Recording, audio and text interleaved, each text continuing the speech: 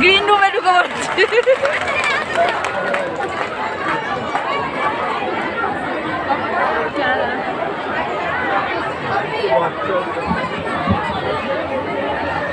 তো আমাদের কচি কাচারা এমন মাদল বাজিয়ে বর এনেছে, তো কারোর মাথার চুল খুলে পড়ে গেছে, কেউ রুমাল নিতে ভুলে গেছে, কেউ কুলো তুলতে ভুলে গেছে।